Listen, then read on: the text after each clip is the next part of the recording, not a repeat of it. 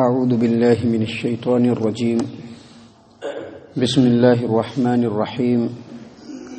وَلَقَدْ أَرْسَلْنَا مُوسَى بِآيَاتِنَا وَسُلْطَانٍ مُبِينٍ إِلَى فِرْعَوْنَ وَمَلَئِهِ فَاتَّبَعُوا أَمْرَ فِرْعَوْنَ وَمَا أَمْرُ فِرْعَوْنَ بِرَشِيدٍ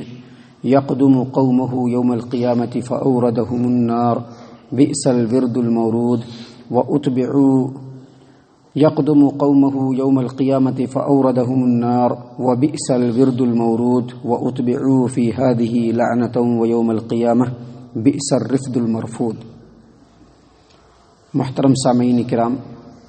سورہ ہود سورہ نمبر 11 اور اسی سورت سے آیت نمبر 96 سے لے کر کے 99 تک، یعنی 90 پر 6، 90 پر 7، 90 پر 8، 90 پر 9، یہ چند آیات آپ کے سامنے تلاوت کی گئی ہے۔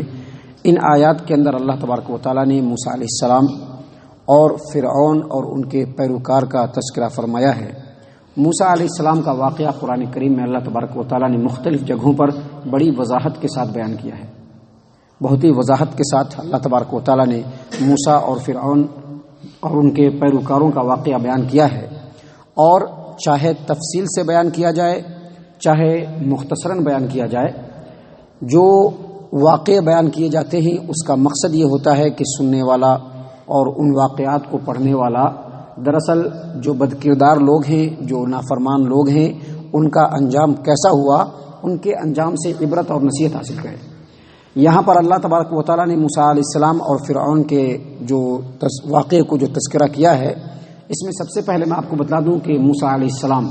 بذات خود بڑے جلیل القدر پیغمبر، بڑے ہی مضبوط جسم والے، بڑے ہی جلالی طبیعت کے مالک، اور اللہ تبارک و تعالیٰ نے ان کو ایسے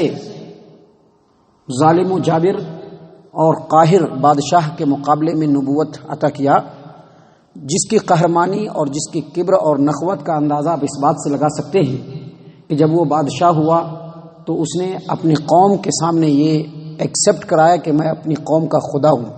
اس کا مالک ہوں، اس کا اللہ ہوں، میرے علاوہ کوئی اللہ نہیں ہے۔ اور قوم نے بھی اس بات کو ایکسیپٹ کیا کہ وہ ہمارا خدا ہے، ہمارا معبود ہے، اس کے علاوہ ہمارا کوئی الہ نہیں۔ محترم سامعین کرام، ایسے جابر اور ظالم بادشاہ کے سامنے جب اللہ تبارک و تعالیٰ نے موسیٰ علیہ السلام کو نبوت سے نوازا تو بن مانگے 2 ایسے معجزے دیے نبوت کے ساتھ ساتھ کہ جن معجزوں کی موجودگی میں موسیٰ علیہ السلام اس بات کے اہل ہوئے، اس بات کے لائق ہوئے، اور یہ ان کے اندر ہمت اور طاقت آئی کہ ایسے دبدبا اور شان و شوکت والے بادشاہ کے دربار میں پہنچ کر کے انہوں نے کھلم کھلا اللہ تبارک و تعالیٰ کے پیغام کو ان کے سامنے پہنچایا اور بتلایا کہ ایک اللہ تبارک و تعالیٰ کی حاکمیت کا تم کو اقرار کرنا ہے، اپنی خدائی کے دعوے سے تم کو دستبردار ہونا ہے، اور بنی اسرائیل کے اوپر تم نے ظلم و ستم جو ڈھا رکھے ہیں اس کو بند کرنا ہے، اور اس قوم کو رہا کر کے میرے ساتھ اس کو یہاں سے واپس بھیجنا ہے۔ محترم سامعین کرام، انہی باتوں کی طرف اشارہ کرتے ہوئے اللہ تبارک و تعالیٰ نے یہاں پر فرمایا وَلَقَدْ أَرْسَلْنَا مُوسَى بِآيَاتِنَا وَسُلْطَانٍ مُبِينٍ، ہم نے موسیٰ علیہ السلام کو اپنے معجزے اور مضبوط سند یعنی نبوت کی سند دے کر کے الی فرعون وملئہ، فرعون کی طرف اور ان کے درباریوں کی طرف بھیجا۔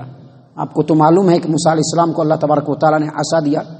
اور عصا کے بارے میں کہا کہ اس کو ڈالو تو یہ اژدہا سانپ بن جائے گا، جیتا جاگتا سانپ بن جائے گا۔ اور اللہ تبارک و تعالیٰ نے موسیٰ علیہ السلام کو یہ بھی معجزہ دیا کہ اپنے جیب میں ڈالو، اپنے ہاتھ کو اپنے بغل میں ڈالو، نکالو گے تو چمکتا ہوا ہاتھ ہوگا۔ نبوت بھی عطا کی، مضبوط سند بھی عطا کی، اور اپنی معجزے کے ساتھ بھی اللہ تبارک و تعالیٰ نے فرعون اور ان کے درباریوں کی طرف موسیٰ علیہ السلام کو نبی بنا کر کے بھیجا۔ پیغام آپ نے سن لیا، پیغام یہی تھا کہ فرعون اپنی حاکمیت اور اپنی خدائی سے دستبردار ہونا ہے، اللہ تبارک و تعالیٰ کی حاکمیت کو تسلیم کرنا ہے۔ بنی اسرائیل کو تم نے جو سالہ سال سے اپنے قبضے میں رکھنا ہے اس کو چھوڑنا ہے، اور ظلم جو ان کے اوپر تم نے کر رکھا ہے اس ظلم کو ختم کرنا ہے۔ جب یہ دعوت دی تو ظاہر سی بات ہے یہ دعوت جو موسیٰ علیہ السلام فرعون کو بھرے دربار میں دے رہے ہیں، اس دعوت کو ایکسیپٹ کرنے کے بعد، اس دعوت کو قبول کرنے کے بعد صرف فرعون پہ ہی اثر نہیں پڑتا بلکہ اس کے دربار میں جتنے بھی لوگ تھے سب پہ اثر پڑتا۔ اللہ کی حاکمیت کو تسلیم کرنے کے ساتھ ہی، بنی اسرائیل کو چھوڑنے کے ساتھ ہی، نہ صرف یہ کہ فرعون کو اپنی گدی چھوڑنا پڑتی موسیٰ علیہ السلام کی اتباع کرنی پڑتی، بلکہ جو ان کے درباری تھے ان کو بھی اپنا منصب، اپنا عہدہ، اپنا پوسٹ سب سے ہاتھ دھونا پڑتا، سب کچھ چھوڑنا پڑتا۔ اللہ تبارک و تعالیٰ نے یہاں پر بیان کیا کہ جب موسیٰ علیہ السلام نے ان کی قوم کے سامنے دعوت دیا تو فاتبعوا امر فرعون، درباریوں نے موسیٰ علیہ السلام کی دعوت کو نہیں مانا۔ فرعون نے تو فرسٹ مانا ہی نہیں، جو ان کے درباری تھے انہوں نے بھی موسیٰ علیہ السلام کے حکم کو نہیں مانا، موسیٰ علیہ السلام کی دعوت کو نہیں مانا، حالانکہ وہ لوگ اچھی طریقے سے جانتے تھے کہ فرعون جس نے بنی اسرائیلیوں کو ظلم کر کے اپنے قبضے میں کر کے رکھا ہے، ان کے اوپر سالہ سال سے جو ظلم و ستم ڈھا رہے ہیں، یہ بالکل صحیح بات نہیں ہے، یہ ظلم ہے، یہ ناانصافی ہے، اور موسیٰ علیہ السلام اپنے قوم کی رہائی کا جو مطالبہ کر رہے ہیں وہ بالکل حق پر ہیں، اور ایک اللہ تبارک و تعالیٰ کی طرف جو دعوت دے رہے ہیں وہ بالکل صحیح بات ہے، لیکن اس کے باوجود انہوں نے موسیٰ علیہ السلام کے دعوت کو ایکسیپٹ نہیں کیا، بلکہ فرعون کے پیچھے چلتے رہے۔ کیوں؟ تاکہ گدی بچی رہے، پوسٹ بچا رہے، عہدہ بچا رہے، فائدے دنیاوی ہوتے رہیں، بس یہ سوچ کر کے ان لوگوں نے اللہ تبارک و تعالیٰ کے حکم کو، نبی کے حکم کو نہیں مانا، بلکہ فرعون کے پیچھے چلتے رہے۔ اللہ تبارک و تعالیٰ فرماتے ہیں یقدم قومہ یوم القیامت فاوردہم النار وبئس الورد المورود، یہ جو فرعون ہے قیامت کے دن اپنے قوم کے آگے آگے چلے گا، اپنے چونکہ وہ اپنے قوم کا لیڈر، قوم پوری اس کے پیچھے پیچھے، تو قیامت کے دن بھی یہ آگے آگے ہوگا اور اس کی پوری قوم پیچھے پیچھے ہوگی۔ اور اللہ تبارک و تعالیٰ فرماتے ہیں کہ چلاتے چلاتے قیامت کے دن یہ جہنم کے کنارے پر اپنی قوم کو لا کر کے کھڑا کر دے گا۔ وبئس الورد المورود، اور کتنی بری ہے یہ اترنے کی، وارد ہونے کی جگہ جہاں یہ لوگ وارد ہوں گے۔ محترم سامعین کرام، اس آیت کریمہ پر آپ غور کریں گے تو پتہ چلے گا کہ اللہ تبارک و تعالیٰ نے فرعون اور ان کے درباریوں اور موسیٰ علیہ السلام کے درمیان جو حالات ہوئے ان تمام کو یہاں پر نہیں بیان کیا ہے، کچھ بھی بیان نہیں کیا ہے۔ دنیا میں فرعونیوں کا کیا حل ہوا اللہ تبارک و تعالیٰ نے یہ بھی بیان نہیں کیا ہے۔ بیان کیا کیا ہے کہ یہ فرعون جو اپنی قوم کو دنیا کے اندر گمراہ کیا ہے اور اللہ تبارک و تعالیٰ کے حکم سے پھیر کر کے اپنے پنجے میں بنا کر کے رکھا ہے، اپنی اطاعت و فرما برداری کراتا رہا، کل قیامت کے دن یہ اپنی قوم کے آگے آگے چلے گا، پوری قوم اس کے پیچھے پیچھے چلے گی، یہاں تک کہ وہ جہنم کے دروازے پر پہنچ جائیں گے، جہنم کے کنارے پر پہنچ جائیں گے۔ حالانکہ یہ فرعون کی جو قوم کے لوگ تھے، جو ان کے درباری تھے، دنیا میں ان کو معلوم نہیں تھا کہ فرعون ان کو جہنم تک لے جائے گا۔ یہ کیا سمجھ رہے تھے کہ فرعون کے پیچھے پیچھے چلیں گے تو فائدہ رہے گا،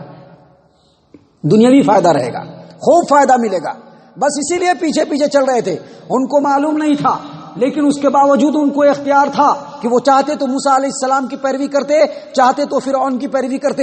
دنیا میں ان کو اختیار تھا، لیکن انہوں نے اختیار کو استعمال نہیں کیا۔ آخرت میں ان کو فرعون کے پیچھے چلنا پڑے گا، ان کو معلوم ہوگا کہ فرعون کے پیچھے پیچھے چلیں گے تو بالآخر جہنم کے دروازے پر پہنچیں گے، لیکن اس کے باوجود وہ قیامت کے دن فرعون کے پیچھے چلنے پر مجبور ہوں گے۔ دراصل دنیا کے اندر جو انسان اعمال انجام دیتا ہے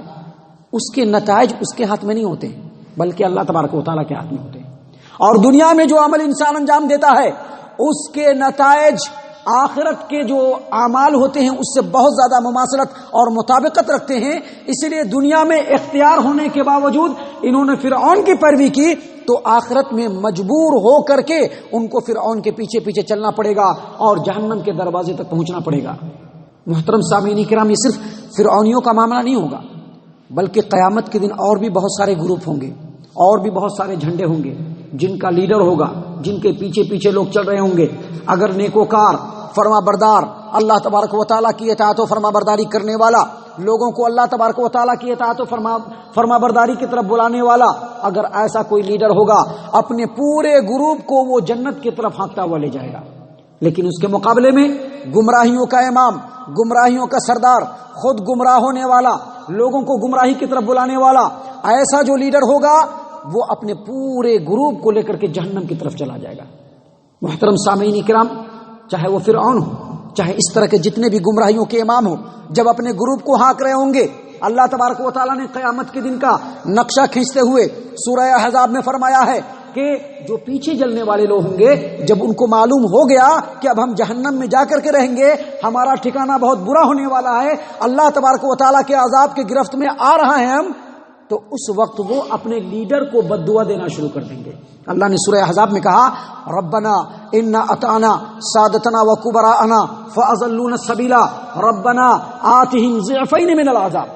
اے اللہ دنیا میں ہم اپنے بڑوں کی پیروی کرتے رہ گئے، ہمارے سامنے اللہ اور اس کے رسول، اللہ اور رسول اکرم صلی اللہ علیہ وسلم کے فرمان کو بیان کرنے والا آیا تھا، حق بات کی رہنمائی کرنے والا آیا تھا، ضلالت و گمراہی اور ہدایت کے درمیان فرق کرنے کی بات کرنے والا آیا تھا، لیکن ہم نے اس کی بات کو تسلیم نہیں کیا، بلکہ اپنے اس لیڈر کی بات کو تسلیم کیا، اپنے ان بڑوں کی بات کو تسلیم کیا، اپنے ان بزرگوں کی بات کو تسلیم کیا، بس ان کے پیچھے پیچھے چلتے رہے.